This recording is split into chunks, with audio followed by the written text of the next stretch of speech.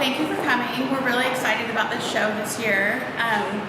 Patrick and I traveled many hours and miles around the state to get a look around Oklahoma at what is happening and what people are doing in Oklahoma right now with their art. And this is the result of all of our travels. So we've put together a show for you, and did you want to say anything before? Well, I was wondering, how many artists did we visit with and how many ended up in the show? We did quite a few studio visits throughout the state from far-flung places. Yes. Yeah. In 1 week, we were one day in Locust Grove and the next day in Frederick. So we were all over the state. And I'm not sure, I didn't keep account of how many artists we visited. Yeah, we visited probably at least 40. 40 at least, yeah. So I thought we would just start here with, this is Nicole Evans. Nicole is a stop motion animator, which this is one of her films that she made recently called Domestic City. And I knew that I wanted to include her in the show because she's doing some really great things with stop motion animation. We just weren't quite sure how to include her in the show.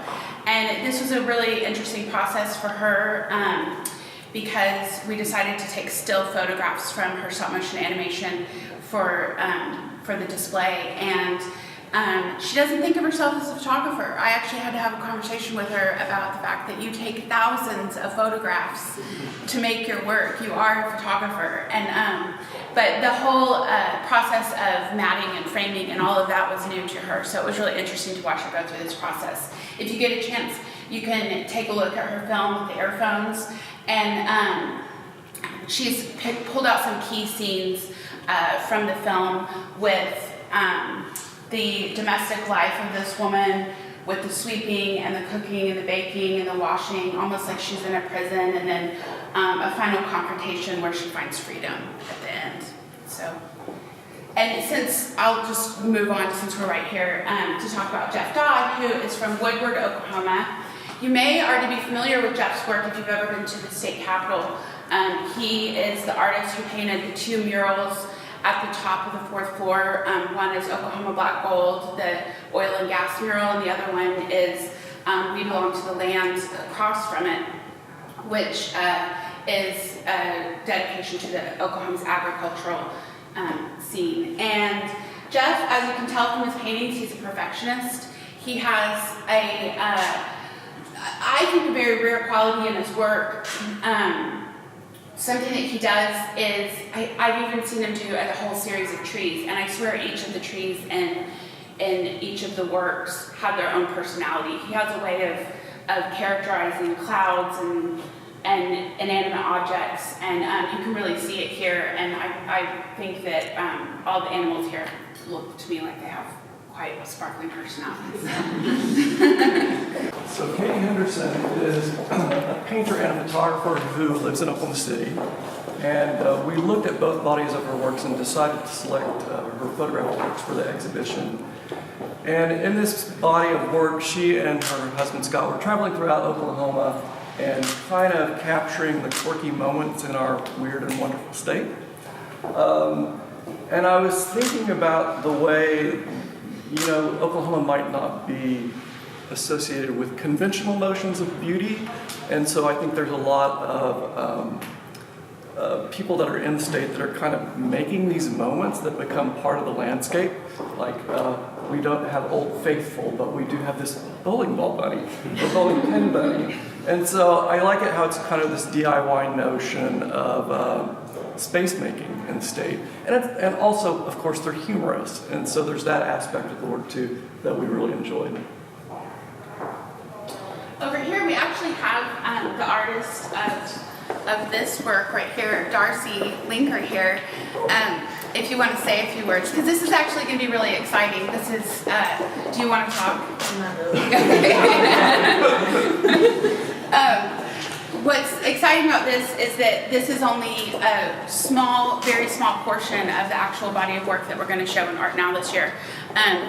Darcy spent a year of her life doing one embroidery a day. I mean, she does every day. But for this year that we decided to highlight, it's every piece was a circle, and she is working on the framing for all of them, and all 365 will be installed into the Circle Gallery after the ceramic sale, and they will be available for purchase at the event on April. This is April 18th. On January 18th. So we decided to highlight April for the show, and so this is April 1st through 30th here, and we're really excited to see the whole thing. Come up. And next up is Hyde Fontenot, who is actually here, so I'm going to rope him into speaking about the work. I'm not as shy as the other artists. I'm pleased to be part of this show. I moved to Tulsa in January to be part of the Tulsa Artist Fellowship.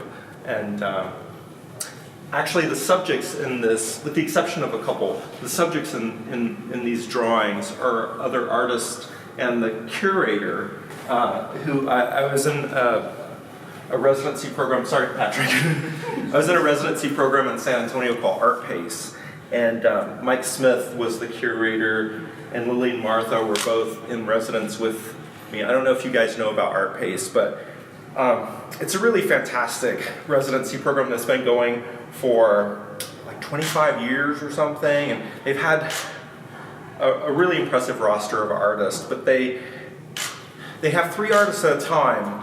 One Texas artist, which I was representative of, and an international artist and a national artist. And we don't work together on the same project, but we do, influence each other. And that's been interesting about the Tulsa Artist Fellowship too. And not sure of what everyone's sort of perception of artist residency, understanding of artist residencies is, but I would encourage you to visit Tulsa and kind of see what's going on there. But it's an incubator of sorts with people working in different mediums, and there's a lot of nice cross-cultural exchange. Can you talk a little bit about process? Yeah. Well, so you can see that everyone's nude, and I know everyone pretty well. They're all my friends, other artists.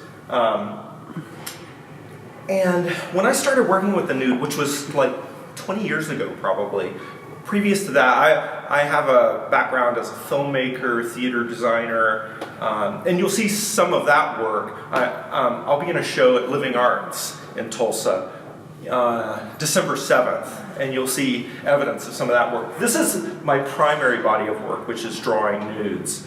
But off of that, I have several interests, film projects and installation projects going all the time. But do you have anything specific you want to ask me about the drawings? Do you work from photographs? I do. And you can probably tell, I don't think there's anything terrifically strenuous in this, but there are these moments captured. It's only available from having a photographic source. So I don't know if anybody's ever modeled before, but these drawings take anywhere from 4 hours to 3 days, and it's really tedious and strenuous to hold a pose. So yeah, I like to work from photographs, and I can work from, and then it's eternal as long as my files don't fail, that I can go back to that source.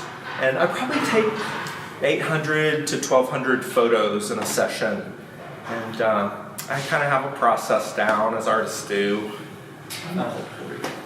Yeah, you did. I'm surprised you're bringing that up. Patrick modeled for me probably that was like 9 years ago, I think, when you were in Houston, and I had that was. If anybody wants a cathartic experience, it's really good. Yeah, it is. It's funny because this process, people have. I don't just use exhibitionist. It's a process for both the artist and the sitter. And it's a challenge. And I was just talking about how I'd asked a friend of mine in Tulsa to model for me, and she turned the tables on me and had me model for her. And then she had me doing all these ridiculous things, like trying to stand on my head, which I cannot do. And there's not a modicum of modesty left in that when you're trying to stand on your head naked. I'll talk about this too when people have a lot of hang-ups and misgivings about being naked. But the truth is, you get to know somebody in a way when they're naked, but it's not in the exact ways that you think. It's like all the trappings and securities that are kind of vanish, but like there's an immediacy and an intimacy that happens. And sometimes when people are modeling, they tell me like things they've never told anybody else, or they'll just start talking about things that are really troubling to them, or like something that they've lived through or conquered, but it's very therapeutic. And I'm honored to have that time with them, but also that they trust me enough to render them in a way and like reflect that back to them too. Not, sorry I'm jumping all over, but part of the reason that I draw people is because I feel like we all we're not very kind to ourselves, especially around our bodies, because the only time we see naked people are professional naked people, like models or actors, and they're not risking anything because they're beautiful. And everybody is actually beautiful, but there are different levels of like comfort and idealization, and like I appreciate the vulnerability that people have when they come and allow that exchange. So I don't know, did I? No, that's great. Thank you. Yeah. Sorry for the half sentences and such. But but this body of work is huge. Like I have hundreds of drawings of hundreds of models. Yeah. Thank you. Yeah. Next is Stephen Bayless, who lives here in Oklahoma City, and in thinking about his work, I was struck by the graphic quality. Obviously, it's very up on the picture plane, super colorful, but it's also it has this interesting kind of personal level within the work. Like each of the cars that are rendered here. Not only does he know about the car, but the cars are somehow meaningful to him, and they're kind of almost like marked moments in his own life, and he can look at the car and go back to this time in his life. And he likes rendering these automobiles in kind of segments, so there's just partially there. And he likes also portraying them with a word, and he's kind of conscious that the word, it's important to him, but it's also kind of potentially flat-footed, so that it allows the viewer to kind of make this kind of narrative leap between the car that's in the picture and also the word that's there. And this is a pretty recent body of work for him. He recently had a show here in Oklahoma City of these works. Earlier works have involved the figure, so we're happy to include this new work in the show. Next up is Suzanne Thomas, who is represented the works here and then also around the corner. Suzanne's an artist who works in Oklahoma City, and when we were visiting her at her home studio, the thing that I was struck most by was the layering of material within the work. Like if you look at this piece, there's really lovely painting of a flower arrangement. It's like super sensitive and lovingly rendered, and then she covers it up with this sequined tulle, which you can see some of the sparkly elements are the tulle fabric, and then she's also embroidered into the tulle the female figure. And I like the way that in all portraiture, I think you kind of build this narrative, and it's certainly there just through the embroidered female figure, but then it's kind of extended through the use of these other materials that are then layered, and it kind of not only hints at a built narrative, but it's literally built with different materials, and I think that's what was so fascinating for me. So Josh Ross is very interesting to include in ArtNow this year. He is actually a tattoo artist by trade, and he reached out to us with telling us about how he had started moving into more of a fine arts take on his tattooing and doing these wonderful, not watercolor, was it watercolor? Watercolor.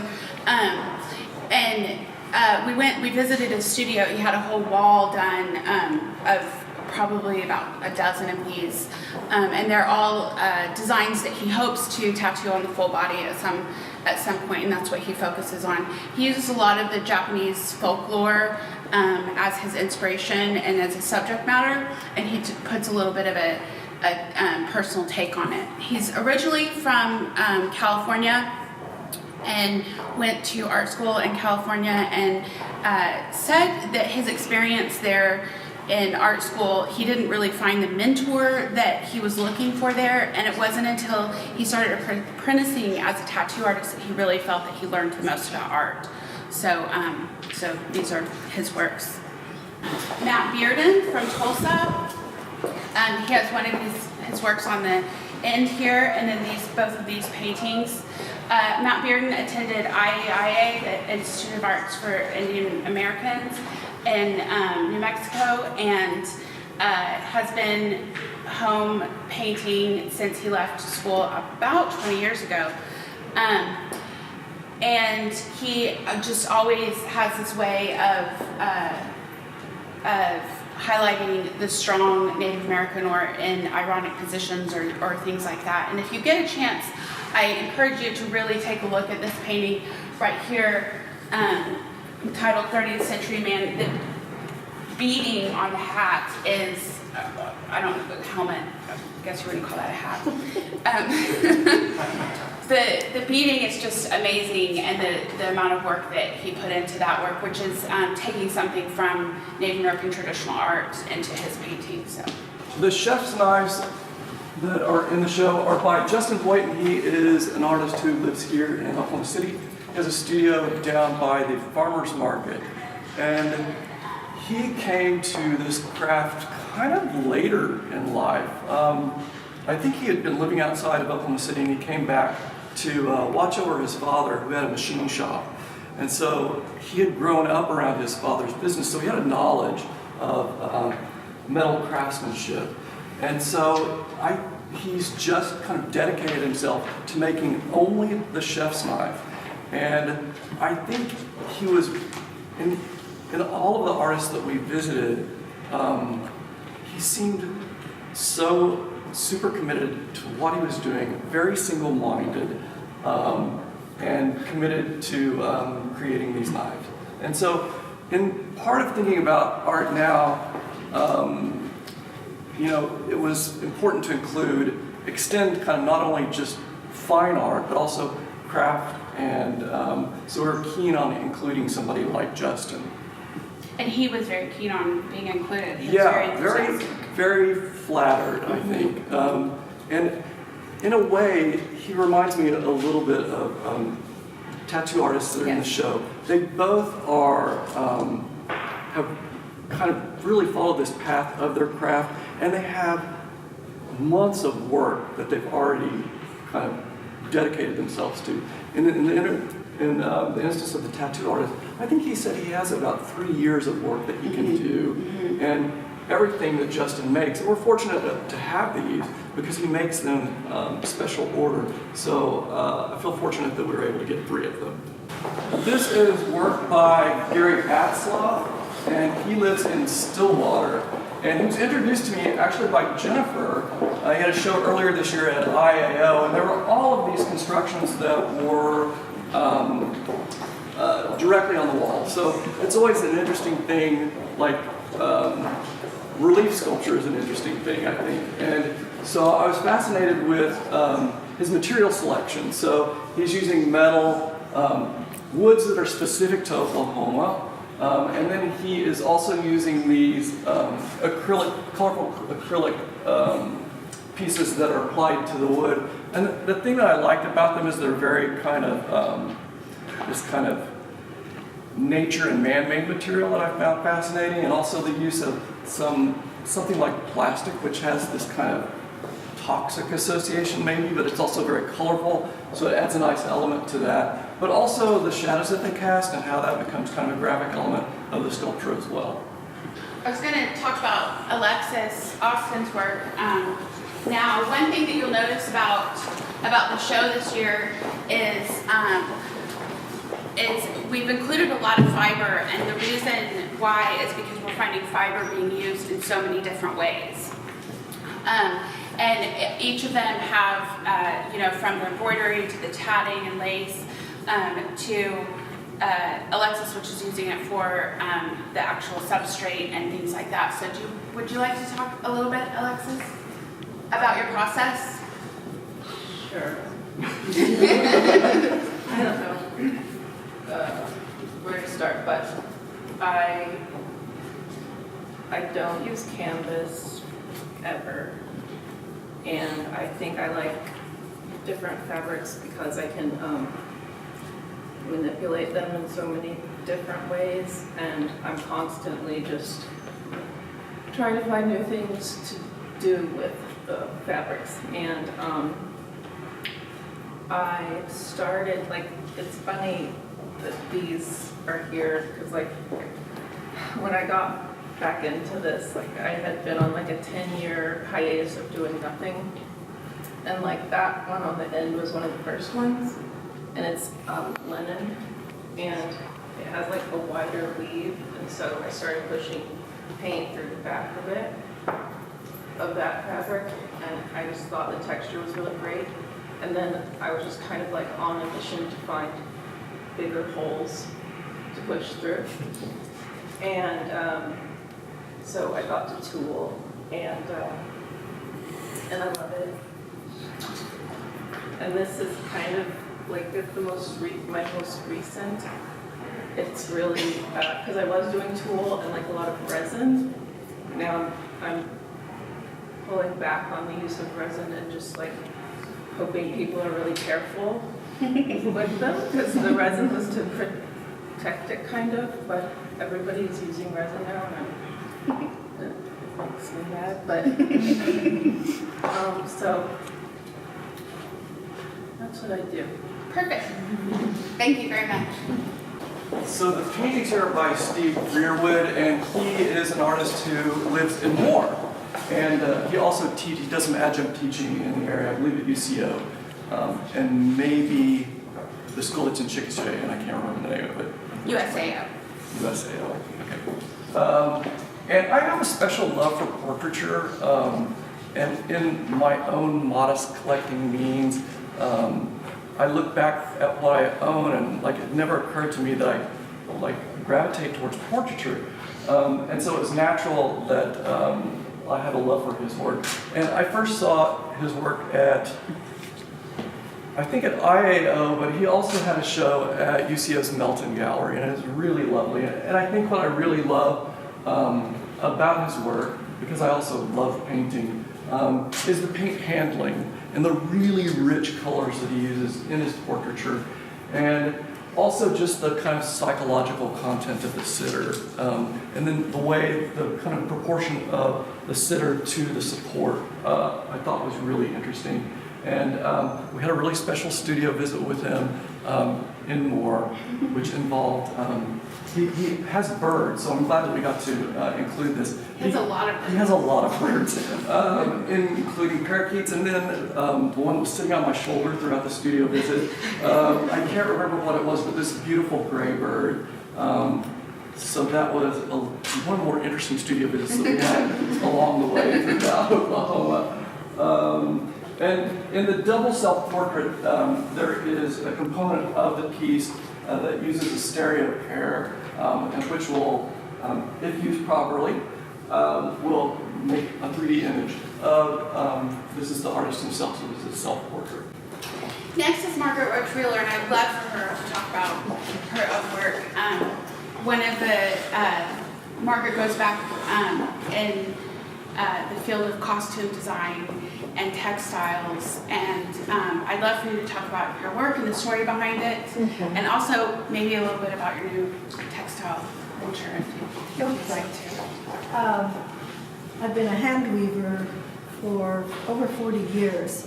I was a painter and a sculptor, and then when I was working on a master's degree, I saw textiles being created in the class, and I was just won over by it. And so I started weaving really sculptural fabric And I can speak so much to all the things you can do with fabric. It's wide open. And so this is called A Weaver's Biography, or In My Lifetime. And it's a printed photo on cloth of my mother at 93. And these are altars or shrines.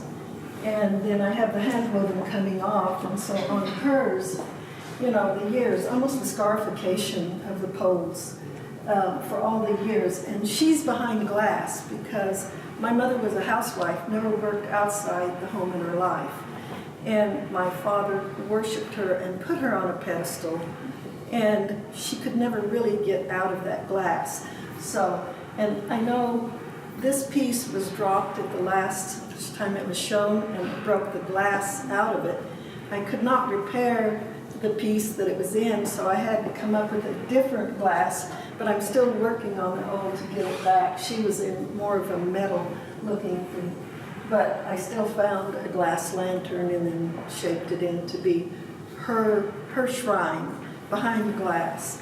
But then I was born in the 40s, and women didn't have to just be nurses, housewives, or teachers anymore. It was opening up a little more. So my photo is printed behind a door that's open part, you know, because I was trained to be the housewife. I was trained by this woman, you know, to be the housewife, and I still have that mentality of family and home. But I've been able to forge a career for myself in the fabrics with the weaving. So I feel like I have stepped beyond that. But then this is my granddaughter, 3 years old.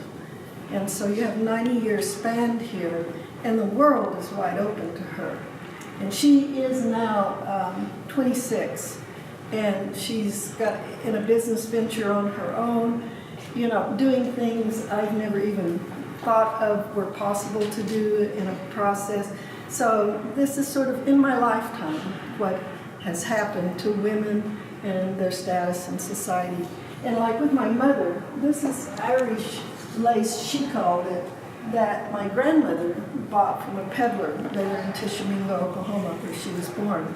And so I've tried to incorporate things, and she's hand-woven linen on her. I'm a rougher class. This was a garment that I wore to my son's wedding, so I added that into it. And then this is just wide open, free, you know, an ice painting kind of, or ice dyeing technique that's open and free. So I was trying to represent the three styles of women through time and that. And then in the sculpture, my main body of work has been Native American. I'm Chickasaw. And so they're large headdresses that represent different tribes and all. But about 10 years ago, my tribe had me come back, the Chickasaws, to do a performance and do costumes for a performance. There are 86 different costumes in that performance. And just now, I'm working with Jared Tate, a Chickasaw composer, and the Oklahoma Symphony is going to do in February the clams, and it'll be all the hand-woven costumes. We're taking them out of the museum. I've looked at them, and we're getting models to wear them, so they will be back on stage after 10 years. It's sort of exciting that they will be here again. And but for the horse, this is the Chickasaw Horse, and I was asked to be in this exhibit called Return from Exile. Well, I wanted to know what we brought with us when we came from our homelands to Indian Territory. And so I started interviewing different people in the tribe. The Chickasaws had horses that were very precious to them. They had raised them, and that was something they traded a lot. And they were the Spanish horses, they believe, that came with the Spanish coming up through, and that they kept them and raised them. And so when the Chickasaws came from Mississippi to Indian Territory, they brought 3 horses per person.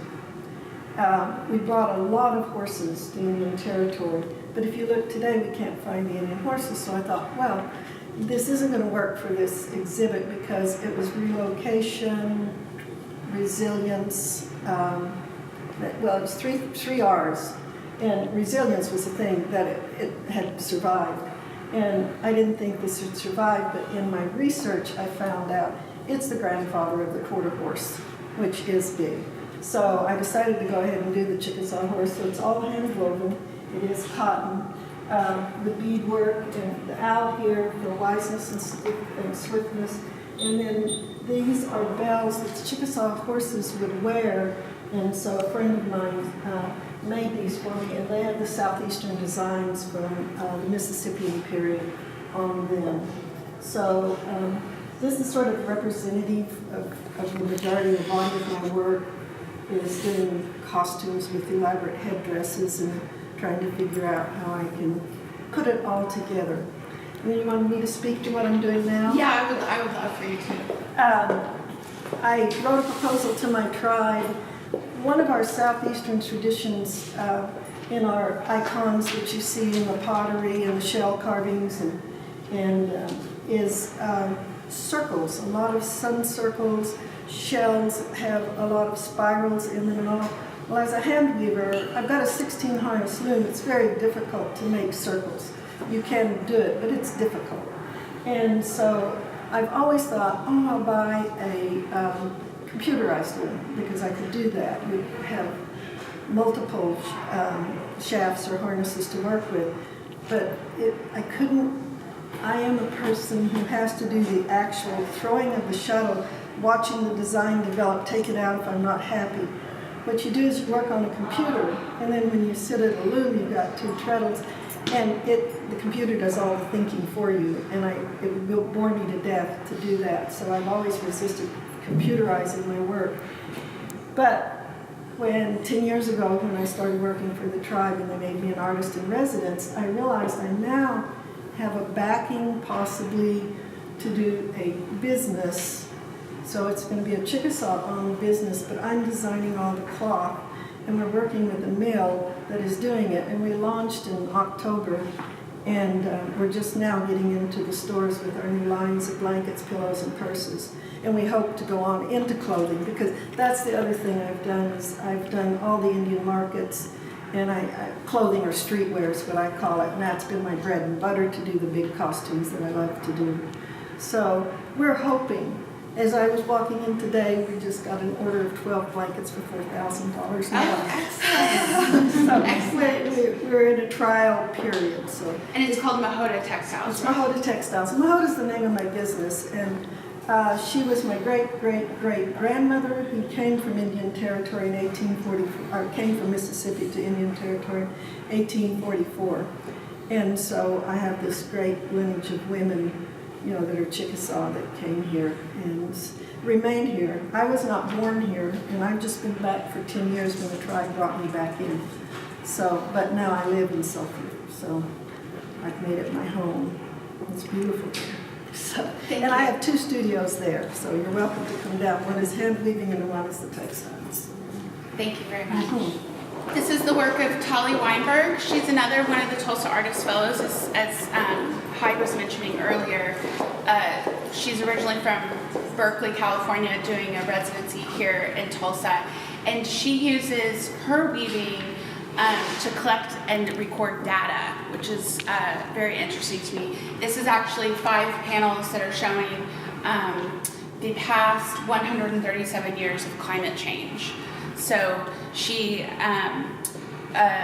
something I find really interesting is she talked about at the beginning of the new administration, there was an announcement that all of the data that is for public consumption and public use online was going to be taken down and no longer available to the public to look at things like the history of climate change and things like that. And she wanted a way to record it, and so she downloaded all of the spreadsheets and color-coded the spreadsheets and turned them into a design, and then she's woven the actual data collection, which is very interesting to me.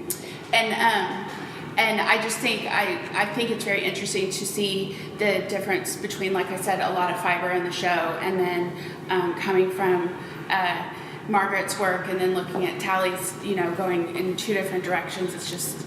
It's it's nice to see them together. And behind us over here, we have Gail Singer's work, which has been fabulous to watch.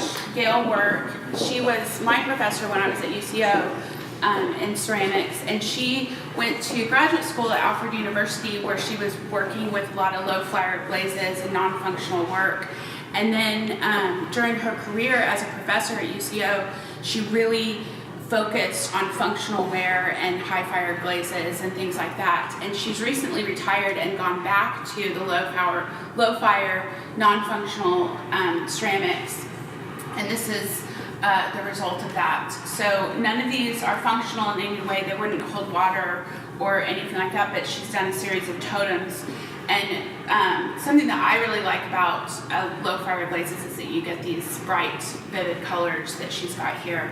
And it's been an interesting process to work with her, because she's continuing to develop the idea and build taller and taller totems using steel rods to keep them together as one piece. And I guess I'll just do the rest. No.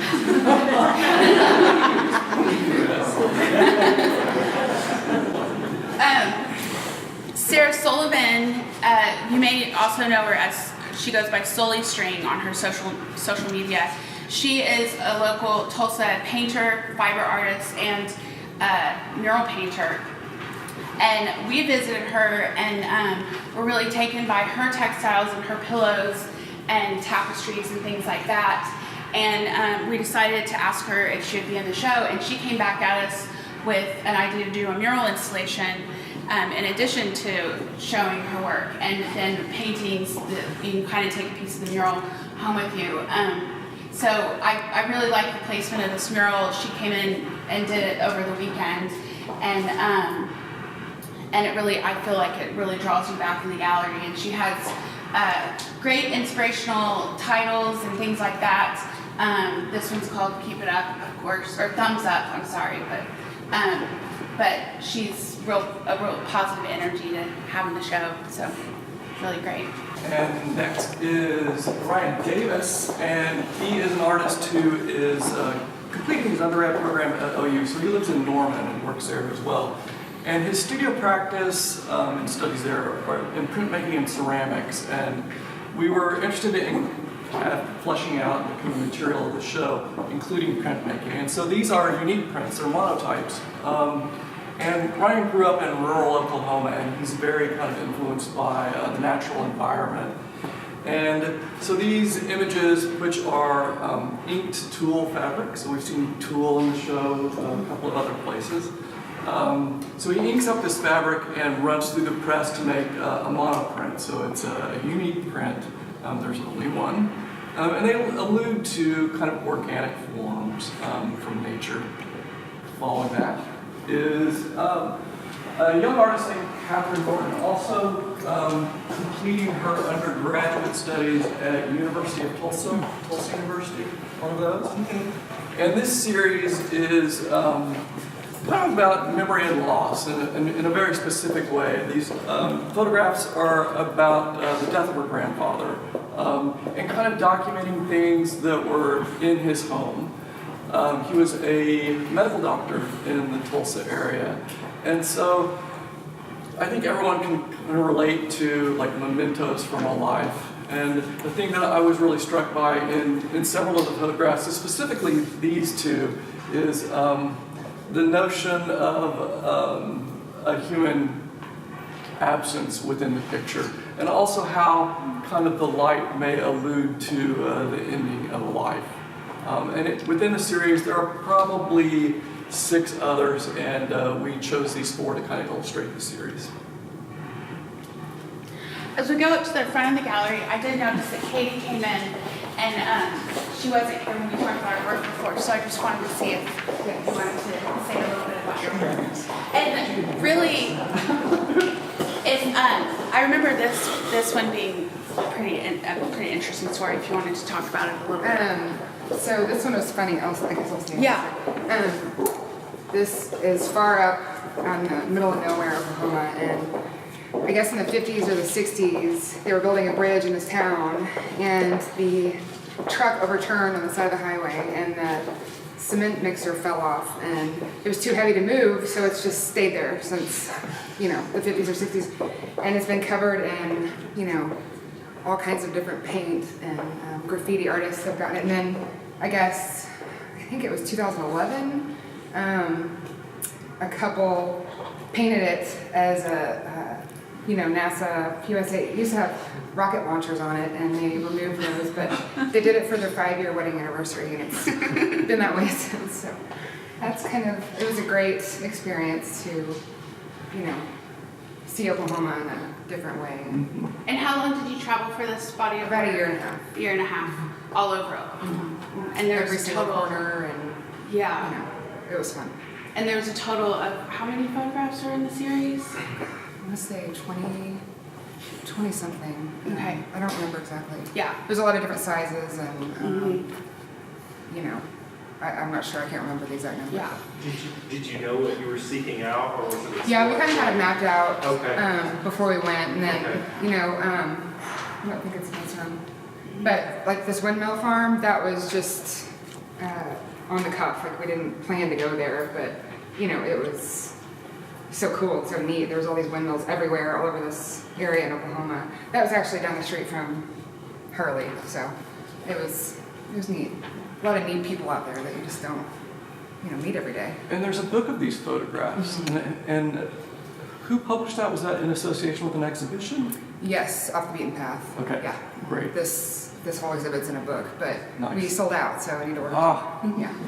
But something that I think is interesting about this work is when I was working for the State Arts Council, we did site visits all over the state and everything, and there would be things that we would see. And Chandra, you might remember, I remember coming back from Durant, and there's this sculpture of a gigantic hand holding a butterfly. But none of us knew the story or what that was about, and it's not easy to find the story either, but they even went and tracked down the people who made it and things like that. So it's really documented some of the folk history of Oklahoma, which I think is really interesting. Yeah, it kind of highlights the people, the different types of people, like that hand that you're talking about was built Yeah. by car mechanics, I Yeah. never knew that was out there, so. Right, yeah, so interesting. And now we can move on to Carrie Dickinson, another Tulsa artist fellow that we have here. Do you want to come up and talk about your work, Carrie? Hi. So, did you say anything? I just said that you were a before? Tulsa artist fellow because I couldn't remember where you were mission. Oh, yeah, it's complicated. I came here I had been based in northern Vermont for about 19 months before coming to Oklahoma last January. I was in another artist residency program at the Vermont Studio Center, and before that I was based in Detroit. So, but I'm from Indiana. I've lived in a lot of places for short terms of time. Yeah. But so my work is very process driven, and my background is in textiles and fiber. I straddle the line between art and craft. A lot of my professional money earning experiences have been in very fine craft, doing reweaving, hand-woven carpets, doing automotive upholstery restoration for luxury cars like Ferraris, Porsches, Lamborghinis. That's what I was doing in Detroit. A lot of my work, overlapping themes of my work are interest in the environment and consumer relationships between consumerism and landscape. I come from an automotive, part of my family is automotive manufacturing, and part of it is agriculture. I think of my process as a cultivation of materials.